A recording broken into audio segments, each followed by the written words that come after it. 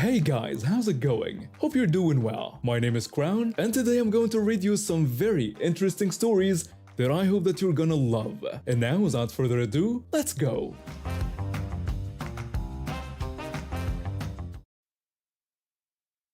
I've been collecting hockey cards since I was a kid. My dad used to bring them home every Friday after work, and we'd sit at the kitchen table opening packs together. Even though he passed away last year, I've kept the tradition going. These days, I get my weekly fix at that famous Canadian coffee shop chain. You know, the one named after the hockey legend known for his donuts. Their cards aren't the highest quality, but they remind me of those Friday nights with Dad. It had been a rough week at the hospital where I work as an emergency room nurse. 12-hour night shifts can really wear you down, and I was looking forward to my simple pleasures: a hot tea, a Boston cream donut, and hopefully some good luck with my hockey cards. I pulled up to the drive-through speaker, already anticipating the moment I get to open that pack of cards in my car. I started to order my extra large tea with 2 milk, but before I could finish, the drive-through worker curtly interrupted me and told me to drive up. I paused for a moment, caught off guard by the abrupt interruption. After 5 years of working in the emergency room, I'd learned that sometimes the best way to deal with rudeness is to let people create their own problems. So I simply drove up to the window as instructed. A young worker with a clearly annoyed expression was waiting at the window. They quickly told me my total of $2.50. I explained that I wasn't finished with my order and still wanted a Boston cream donut and a pack of hockey cards. The worker's face twisted into a scowl. They berated me, saying I should have mentioned this at the speaker. When I explained that I had tried but was interrupted, they complained about having to void the transaction and re-enter everything, accusing me of holding up the line. I calmly explained that I'd assumed they couldn't hear me when they told me to drive up, so I thought I'd finish my order at the window. The worker huffed and started aggressively typing on their register. That's when their supervisor walked over, noticing the tension. The supervisor asked if everything was all right. The worker immediately complained about me, claiming I hadn't completed my order at the speaker and was now adding more items. I explained the situation, telling the supervisor that I had been interrupted while ordering. The supervisor's expression shifted from concern to understanding. They apologized and mentioned they'd received several similar complaints about customers being interrupted lately. Turning to the worker, the supervisor reminded them about their previous discussions regarding letting customers complete their orders. The worker's face turned red, and they avoided eye contact while finishing my transaction. The supervisor personally handed me my order and apologized again, offering an extra pack of cards for free. I thanked them sincerely for their consideration. When I drove away, I smiled when I looked in my rearview mirror and saw the supervisor pulling the worker aside for what appeared to be a serious conversation. I parked in the lot and opened my first pack of cards, pulled a rare autographed card. Sometimes karma works in mysterious ways. Later that week, I noticed the same worker was no longer at the drive-through window. Instead, they were inside cleaning tables, and a much friendlier voice greeted me at the speaker, letting me finish my entire order without interruption. I guess some people do learn their lessons after all. I've been a doctor at Central Hospital for 15 years now, and I've seen my fair share of difficult situations, but nothing could have prepared me for what happened 6 months ago. It's taken me this long to even process everything that occurred, and now I feel ready to share this story. It all started when an elderly patient was admitted to our intensive care unit with severe pneumonia and heart complications. She was 78 years old and, as I learned later, came from old money, the kind of money that tears families apart. And boy, did it ever. I was doing my rounds when one of our nurses, let's call her Karen, burst into the ICU like a tornado. I knew her from the emergency department, and she had a reputation for being difficult. But this was different. Her face was really red, and she was practically shaking. Karen demanded to know why she hadn't been told about this admission. When I asked what the problem was, she revealed that the patient was her aunt, who she blamed for her mother dying penniless while living in luxury herself. I tried to maintain professionalism, but Karen was already causing a scene. She proceeded to tell anyone who would listen about how her aunt had manipulated her grandfather into changing his will 15 years ago, leaving most of his fortune to her instead of Karen's mother. She went on ranting about how her mother was her grandfather's firstborn and deserved that inheritance. She accused her aunt of playing nursemaid to him in his final years and convincing him that they didn't care enough. When I reminded her that regardless of her personal history, the woman was now our patient and required immediate care, Karen flat out refused. She called her aunt a parasite who had lived off other people's money her whole life and suggested she should taste some karma. My head nurse stepped in and told Karen she had no choice in the matter as she was assigned to this wing today and would need to perform her duties professionally. Karen challenged this authority, asking what would happen if she refused. I had to step in and warn her about facing disciplinary action, emphasizing that her personal feelings had no place here. She stormed off. The next day, our patient's condition suddenly deteriorated. Her blood pressure dropped dangerously, and she developed symptoms that didn't align with her original condition. Something felt off, and I ordered immediate blood work and a toxicology screen. The results were shocking. We found traces of multiple medications that weren't prescribed, a combination that could have been lethal. I immediately ordered a review of our security footage. The cameras caught Karen accessing the medication room at odd hours and then entering our patient's room when she thought no one was watching.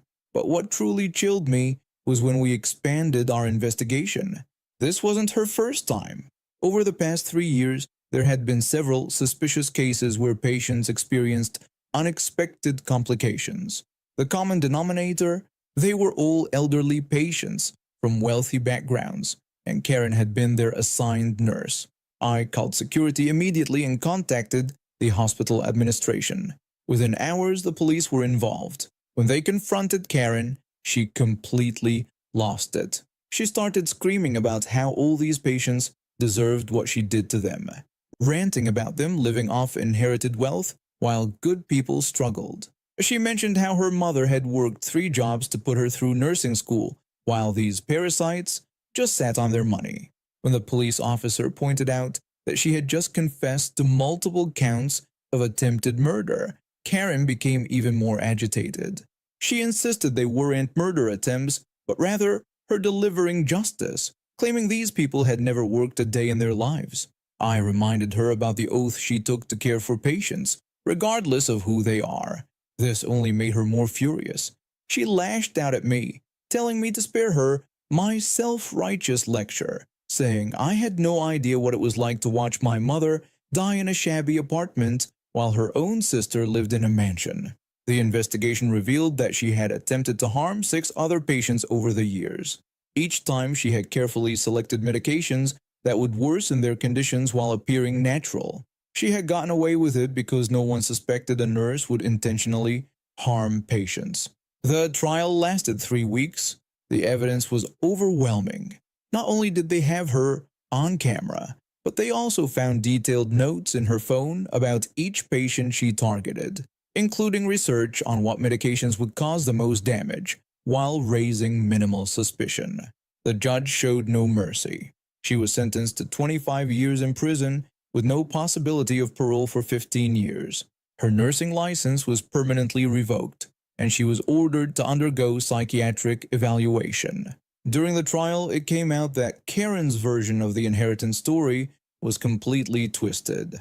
Her aunt had actually offered to share the inheritance with Karen's mother, but her mother had refused out of pride. The aunt had even tried to help financially several times over the years, but Karen's mother had blocked all contact. The aunt recovered, thankfully. When she learned what had happened, she didn't press additional charges. Instead, she set up a foundation to help fund education for nursing students from underprivileged backgrounds, specifically focusing on medical ethics and patient care. Last I heard, Karen's been writing angry letters from prison to anyone who will listen, still claiming she was justified in her actions. The psychiatric evaluation diagnosed her with severe narcissistic personality disorder and an obsession with perceived injustice. The whole incident led to our hospital implementing stricter monitoring systems for medication dispensing and random audits of patient care. It also sparked a national conversation about screening processes for healthcare workers and the importance of psychological evaluations. Sometimes I still can't believe it happened in our hospital, under our watch. It shows you never really know what someone is capable of when they let bitterness consume them completely. I spent 8 years working as an administrative assistant while putting myself through design school. It wasn't easy juggling work and studies, but I had a clear goal: breaking into the interior design industry. When I finally graduated, I was over the moon. After weeks of job hunting, I found what seemed like the perfect opportunity: an operations assistant position at a boutique interior design firm. During the interview, my soon-to-be boss seemed impressed by my combination of administrative experience and fresh design degree. She offered me $22 an hour as an independent contractor, which wasn't great, but I was willing to take it to get my foot in the door. I even turned down a better-paying office manager position because this seemed like my chance to transition into design. The first few weeks went smoothly. I handled client coordination, organized the sample library, and assisted with basic design tasks. Then came the warehouse sale. My boss told me I needed to work that Saturday for the warehouse sale. When I agreed but asked if I would be paid at my regular hourly rate or overtime, she immediately shut me down, saying I wouldn't be paid at all because it was a company event. I reminded her that I was hired as an hourly contractor and should be compensated for extra hours. That's when she dropped the bomb, claiming I was actually considered salary now and that none of them got paid extra for these events. When I pointed out this was the first I'd heard of being salaried and that my offer letter clearly stated I was hourly, she just brushed it off, saying that's how they did things there and everyone had to pitch in. After that conversation, things got worse. She started texting me at all hours asking for updates and demanding I come in early for quick meetings before my shift. When I mentioned getting paid for this extra time, she'd get defensive. She would lecture me about being a team player, pointing out that the other designers never complained about putting in extra hours. I tried explaining that the other designers were salaried employees making significantly more than me, while I was a contractor being paid hourly. Her response was just to tell me that if I wanted to succeed in this industry, I needed to show more dedication. I finally decided to go over her head and texted the owner. I asked for clarification about my employment status, explaining that I was hired as an hourly contractor, but my boss was now saying I was salaried and expecting unpaid work outside my 9 to 5 hours. I requested confirmation of my status, but the owner never responded. The next morning, my boss called me into her office first thing. She said we needed to discuss my performance. When I asked what the problem was, she told me my time management skills weren't meeting their standards and that they were letting me go effective immediately.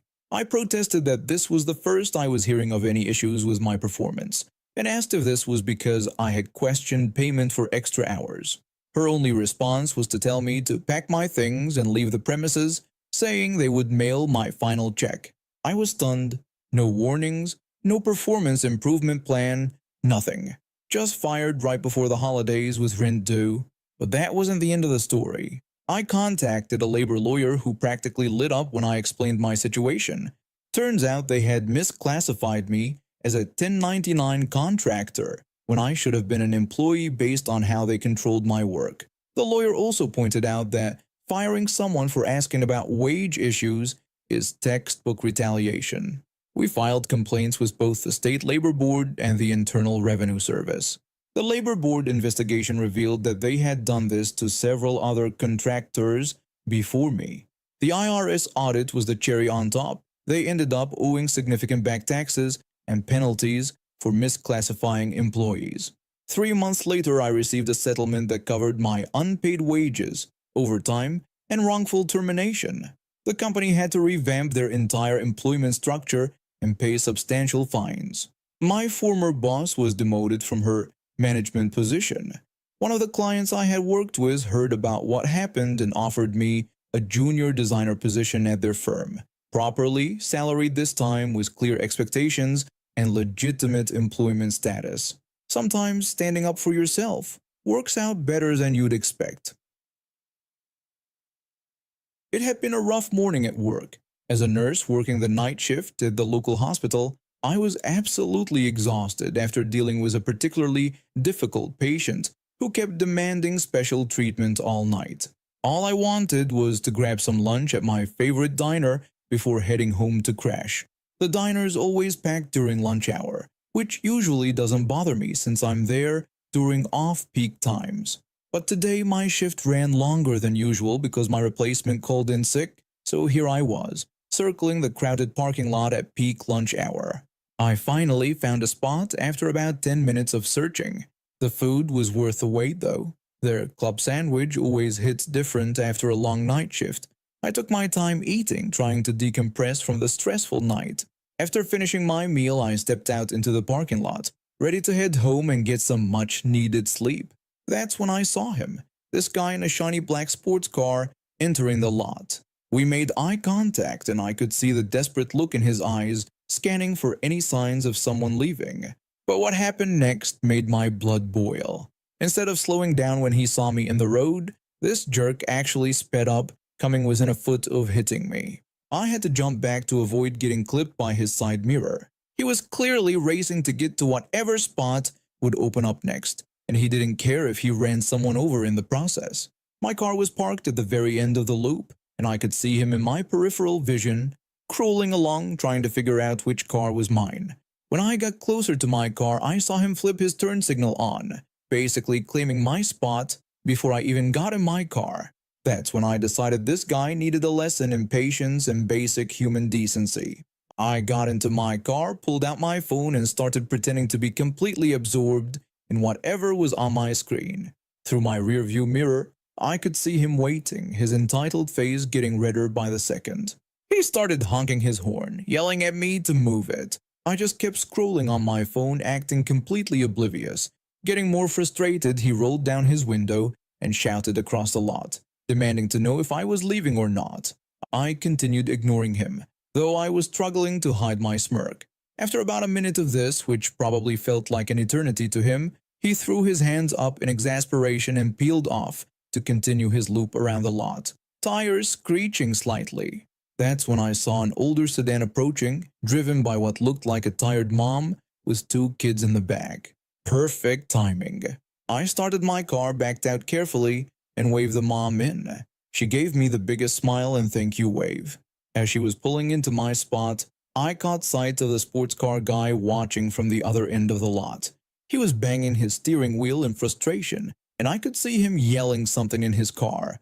As I was pulling out of the lot, I saw another car leaving from a spot right next to where he had originally stopped to wait for mine. If he had just been patient and kept driving instead of trying to intimidate me, he would have gotten an even better spot. I drove home with the biggest grin on my face. I've been the head of our neighborhood association for 6 years. My husband and I moved here after his promotion at his tech company, and we immediately fell in love with this diverse community. The houses range from modern minimalist designs to classic colonials, which is exactly what makes our neighborhood special. Everything was perfect until about 3 months ago when she moved in.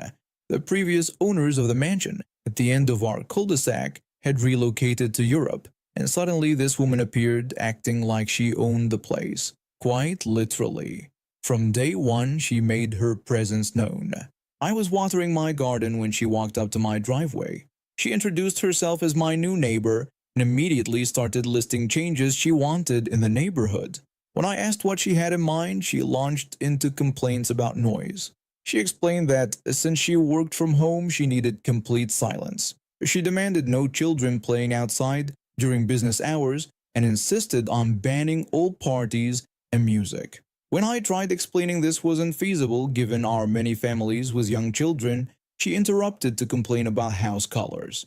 She hated the yellow house across the street and announced she was drafting new color guidelines. Everything had to be beige, cream, or light gray. I tried explaining that, as a head of the association, I couldn't enforce such rules, but she took off, declaring she'd handle it herself. Over the next few weeks, things got bizarre. She began bribing everyone's gardeners and housekeepers to spy on residents.